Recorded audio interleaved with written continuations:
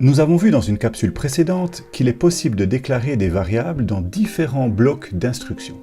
Nous avons également vu qu'une variable déclarée dans un bloc est accessible dans tous les blocs imbriqués à ce bloc. Mais alors, que se passe-t-il si dans un bloc imbriqué, une variable du même nom qu'une autre variable déjà existante dans un bloc plus global est créée? Prenons un exemple. Que va afficher ce programme?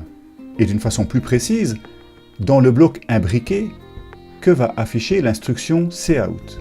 La variable vitesse fait-elle référence à la variable la plus locale ou à la plus globale, qui contient 80?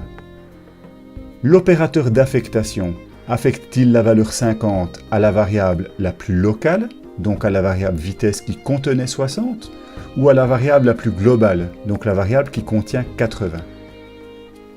En fait, la variable la plus locale cache toutes les variables plus globales qui auraient le même nom.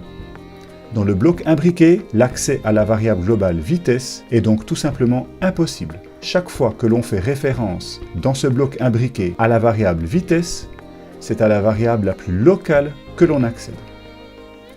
Par contre, dans la deuxième instruction d'affichage de la vitesse, le bloc imbriqué est terminé et sa variable vitesse a été détruite. On affiche donc bel et bien à l'écran le contenu de la variable vitesse la plus globale, donc 80.